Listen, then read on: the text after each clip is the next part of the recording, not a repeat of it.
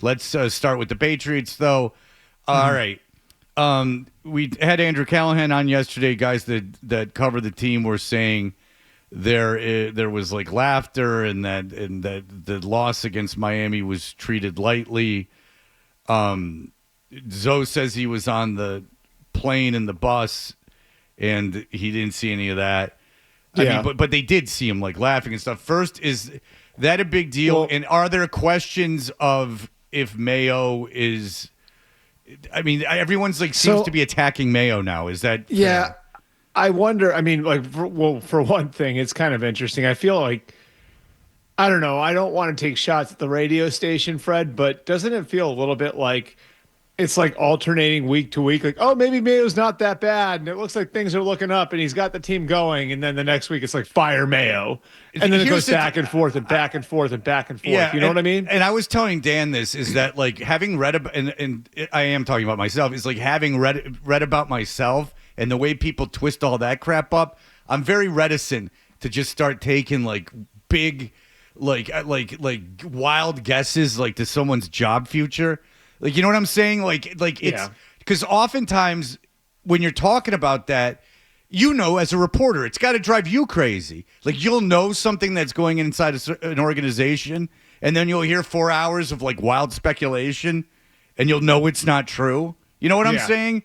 Like, so like, it's a guy's job. Like, I'm not like what do I know? Like how this team was supposed to lose. This team was considered by many have the worst roster in football. So it drives me crazy because it's like they're a young rebuilding team that is going to be wildly inconsistent. And their problem is like is being in this market, you know, where everything is examined at the level that it's examined, which I mean, like, I love it. Like the fact that that's why, you know, we all have the opportunity we have to cover sports, but it is examined the way that it's examined. And they're also following like 2 decades of the most mind-bending consistency, the most like just like jackhammer consistent like program you've ever seen. And so the idea of like following that with a rebuild, which comes with a ton of inconsistency, which comes with ups and downs and highs and lows. And, you know, I think that's sort of the problem is like what people are comparing it to. And I think that's been the problem the last couple of years with how people have assessed the team. It's like most people here, including the media, have not seen a bad football team in a generation, you know? So they don't know what a rebuild looks like. They don't know what a teardown looks like. And that's where the Patriots are right now. So week to week, there's going to be inconsistency. When you're relying on 23 and 24-year-olds to grow, you're going to have weeks where it's going to look like there's no one coaching the team. You know what I mean? No matter who the coach is. So these are things that you're sort of going through that I think are very difficult for the people here to examine on a week-to-week basis because they have not seen it before. But the most important thing, Bert, is I think the fans want to know as well, are the people in charge of that growth the right people? We're 12 games in, and more specifically, because you know this, there's nothing more important than the development of Drake May this year. Is Alex Van Pelt, is the offensive coaching staff the right guy to lead this kid into the future? And unfortunately, Wallach, it's really hard to figure that out when you're going through that period of inconsistency because you can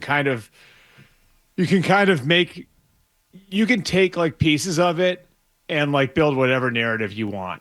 You know what I mean? Like you can take pieces of what's happened over the last 3 months and you can be encouraged by it. You can take pieces of what you've seen the last 3 months and said, these people don't know what they're doing. Fire everybody. Right?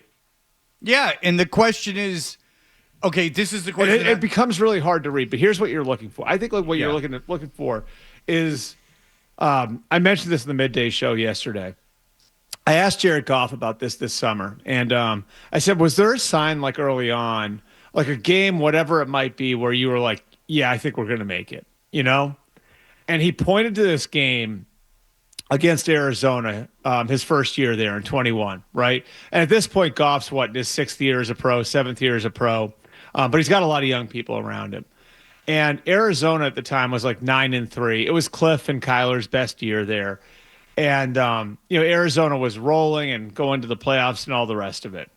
And the Lions won that game. And no one remembers it because it was the Cardinals and it was the Lions back then. And the Lions were way out of it. And the Cardinals didn't wind up being as good as everybody thought they were that November. But, like, Goff said to me, he goes, like, we legitimately beat their ass. And he's like, and we affected the playoff race. And it's like no one really paid attention to that. But like for me, it was like we were able to like go through everything we went through. We built an identity and we affected the playoff race. And so like it's I think an example of how like when a team's rebuilding, there are little things you can pick from the way a season ends, things that areas of growth that you see, something they're able to accomplish along the way that gives the people in the building the feeling that they're going somewhere. And I think that that's what the Patriots need over the last month and a half of the season. It's like in San Francisco, in Kyle Shanahan's first year when Jimmy got in there, like they ripped off a few wins in a row. And now all of a sudden, okay, like the whole tone of the organization's changed a little bit. And the way people internally, doesn't matter external, internally started to look at where the program was going changed.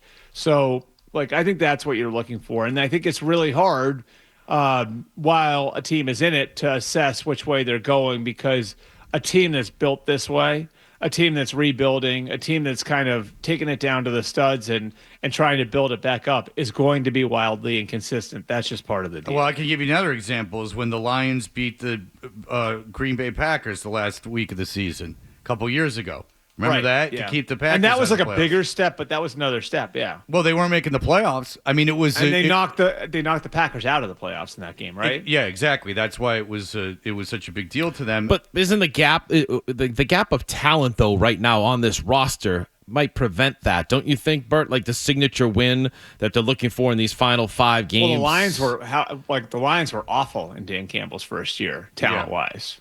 Well, then there you go. If you see something, then yeah. That's what I'm saying. I mean, the bottom line is the biggest thing you've seen is Drake May, right? That's the biggest thing. Like what I respect so much about what Detroit has built is everybody made fun of like Dan Campbell for the biting kneecaps thing. They built exactly what they said they were going to build. Yeah. Right? Like how often does that happen? They said they were going to build something and then they did exactly that. And so like, I think, like, even in that first year, at the very end, you could see, like, the identity starting to emerge. And it was always going to take time. And the defense was terrible the first 2 years. The offense came along a little bit quicker, but you started to see the identity that they were trying to build emerge there. Same in San Francisco. You could see signs of who they were becoming. I think, when you look at these teams that were awful and that were rebuilding and that were able to kind of and had to go through like a really bad year or two on the front end, you could at least see signs of that identity emerging. And I think that that's what you got to pick from the Patriots season. You got to find those, right? Now, the problem is if you are, issuing referendums every single week, right? Like the whole, like Mike and Tony's like whole, like we got a show to do today thing. They're going to be valleys to those peaks too, right? So if you're assessing it every single week and like they have a bad week and your whole thing is fire everybody, well, like then you're staring at the trees when there's a forest there to look at. All right, back to John's kind of original question. It comes down to this. If you're judging Alex Van Pelt, do you go, what's more important? Do you bring in a guy who's maybe more of a strategic offensive mind who, will give you an offense that's more innovative, or do you stick with the guy who's developing Drake May to your satisfaction? I think I stick with I think I do? I think I like assess where Drake May was in April and May and June and compare him to where he is in November and December and January, and you make that decision. And I do think that Drake's made pretty significant strides. Here's the other thing: if you're ownership, now they can never say this publicly, but like if you're ownership, do you think going into 2025, Jerod Mayo's job security is going to be in question? No. No. I'm saying going into the like into next season. Do I think? Would his job be on the line next year? Not this Oh yeah. year, Next Sure. year, yeah. Yeah, not this year, but certainly next year if they cough Okay. up another fur ball. Oh yeah. Okay. So like that's I think another thing you have to look at, right? Because all right, like let's say Jerod Mayo's job is on the line in 2025. Then you'd be looking at like a new coach in 2026, which if you make an offensive coordinator after this year, then Drake May would have 3 offensive coordinators in his first 3 years, which is no good for any quarterback, right? Mm-hmm. So like they can't talk about that, but I mean, it's something you do have to consider, right? Like if you're not 100% sure that Mayo is going to be the coach in 26, well then like I think you have to think about like if Alex Van Pelt's doing a good job, do we roll the dice and go hire a 33-year-old offensive coordinator from some other team who's a quarterback's coach now? We're projecting him as a play caller because we like the offense that he's not calling right now. We don't know about his ability to develop a quarterback versus Alex Van Pelt. No, by the way, if it doesn't work out, then maybe we're firing everybody. And now Drake May's had 3 coordinators in 3 years. How good is that? Like that feels like a pretty rough road, significant right? dice roll, doesn't it? Yes, Yeah. absolutely. All right. Well, Sam wants to say something. Sam, go ahead. Samuel, you're on the radio. Hey, what's up? Nothing. What's going on? What's up, Wallach? What's going on, Sam? That's all he wanted to say. That's it. No. I just think it's taking him a while to warm up. Go ahead. That sounded Sam. like a threatening "What's up, Wallach?" Like, He knows. What's up? You'd see in the bar when somebody's like, know. hit on somebody else's girlfriend. A lot of guys want to Hey, kick. what's up? A lot of guys want to kick his ass. All right, go ahead, Yeah. Sam. What? Say, get to it. Let's go. Nothing. I was just saying hey to Wallach. Okay. I gotta go. See? Have a happy Thanksgiving. See? I- Thank you, Sam. I thought it was. It said, That's "Why nice. is Fred defending Mayo?" And I was going to say, Happy holidays. because if you're a Patriots fan, this is about as good as you could hope things were going to go, because May is a real legit prospect at quarterback, and you knew you were going to win. You knew you were going to lose a lot of games. It would be nice to see them win some at the end to build some. I'm not saying to tank for draft position or anything that's ridiculous. You want to get better. You want to win some games. But trust me, for the next years of your fandom, this could not be going better. And Mayo's not even really wouldn't be my concern. My concern wouldn't be Mayo. My concern would be only the development of May.